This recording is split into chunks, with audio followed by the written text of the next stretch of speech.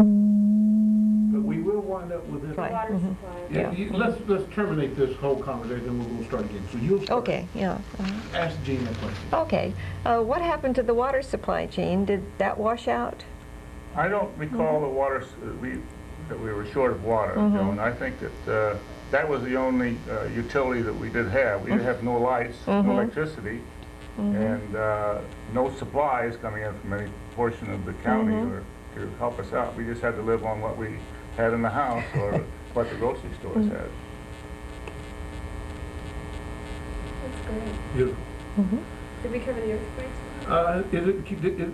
Can we talk about an earthquake more? Was there ever a bad earthquake here? No? Okay, then use this message to Bill, so we'll forget it. 1933. 33. The Long Beach earthquake, I didn't even feel. That was on March 10th, 1933. It didn't do a whole lot of damage. Because it was my birthday. Okay, we're going to start over again now. Yeah. We're going to start over again. Okay. Jean, was the water supply damaged, or was that shut off in any way? No, I think, Joan, that we had water. That was the only utility that was still available to us. Electricity was gone, and all the supplies coming into the town were not available. The Owl Bridge was washed out, the road to Redlands was washed out, and the road to Riverside was washed out. So we were isolated. There's no doubt about that. That's fine. That's fine. That's perfect You ending. gave us more Perfect ending. information. Yeah, that was just beautiful, Jean. Okay, now we're going to let you start again, Dorothy. Okay. Now wait, I'll tell you when to start. We'll cue you up. Can you see your paper okay? And you getting enough light? Is this all right? Yes, it's That's fine. fine. I just want to make sure you're... Just concentrate on looking up rather than getting comfortable by looking down. That's really all we got to say. Okay. Dorothy, why don't you tell us about the beginning of religious services in the Pass area? As pioneers began settling in the Sangagonia Pass in the mid-1800s, there was a growing need for church services. And so in about 1876, a storekeeper is said to have held church services in his store. And there's even rumors that there was a saloon keeper that had services in the saloon. In 1877, a pastor of Los Angeles church came to Banning to visit an uncle. And as he was here, being a Baptist minister, he went up under the sycamore tree and held services up there.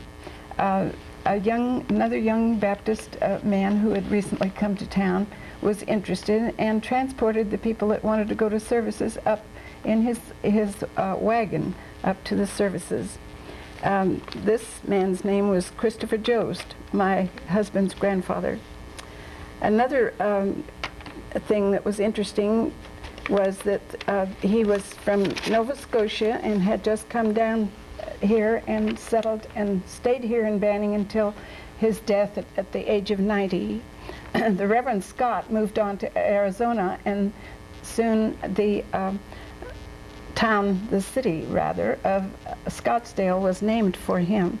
But young Jost remained here, married the widow de Crevecoeur, who was here at that time living out on the Indian reservation, and they together raised 11 children.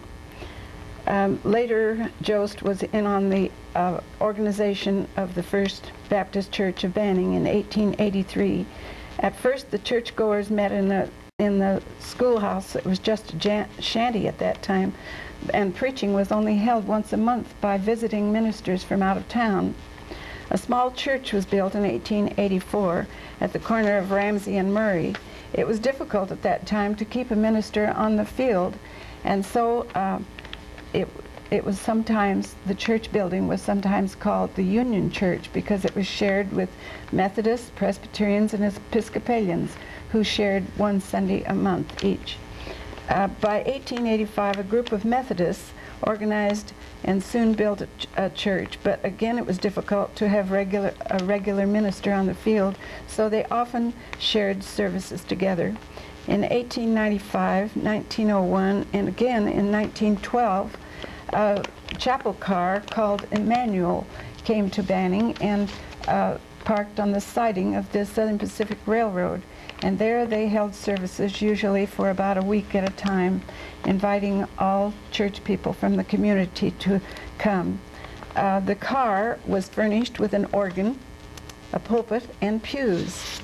A Moravian mission church was built on the Indian reservation in 1889. Catholic services began in 1890 at the St. Boniface Indian School. On the Morongo, Catholic Church was built on San Gregorio Avenue later in 1910.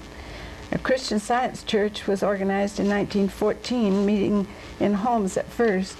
Then a Lutheran church was organized in 1920, meeting in homes, and later in the Banning Opera House. In 1925, the Mexican Mission had its beginning when a traveling missionary car visited Banning. The Nazarene Church had its beginning in 1937. Other churches followed. Today, the Banning phone book lists 34 churches in town. Very good. Joan, tell us about the Women's Club. In the early 1900s, there were a great many women in Banning who were interested. Start that one more time. Say the Okay. Women's Club. Joan, tell us about the Women's Club. In the early 1900s, there were a great many women in Banning who were interested in getting together to improve their schools, their homes, their churches, and the community. On January 13th, 1904, 9 ladies met and organized the Saturday Afternoon Club. Meeting first in the members' homes, they soon found it necessary to use the schoolhouse and the Methodist and Baptist church. By the end of 1904, it became evident that they were going to have more space and a permanent arrangement would have to be made. So they bought 2 lots and started a building fund. In 1915, the clubhouse was erected. Much of the social and civic life of the Banning was centered about the clubhouse during its early days. Throughout World War I, the building was used for the Red Cross, and the members became the first auxiliary Red Cross members in Banning. In World War II, it was turned into a USO building, and our club members met then in the study hall at the high school. With the advent of the automobile back in the 30s, more and more families found that they were going to plan weekends out, and so on Saturday afternoon clubs, they were not going to do that. And in 1929, they voted to become the Banning Women's Club and met on Tuesdays. In the words of an early president, the fledgling club was a Chamber of Commerce, Welfare Association, and Service Club all rolled into one. And among the early projects were organization of a city cleanup, city beautification with tree planting, and the first city park and refurbishing the local cemetery followed. Trash cans were put out and fly traps were placed downtown. Citizens were encouraged to plant gardens, and the first library was started.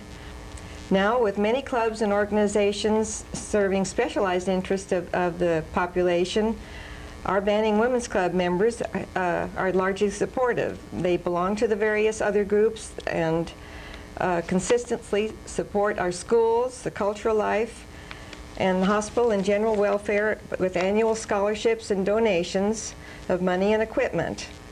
The post-war years have seen a great many changes in our city, but the Banning Women's Club members are still dedicated to the motto, "Lift while climbing." Our clubhouse is now being considered for historic landmark designation, due in part to the unusual architecture, but more to its role in the early life of Banning. Okay, we don't have to shoot that other part because that was excellent, wasn't it?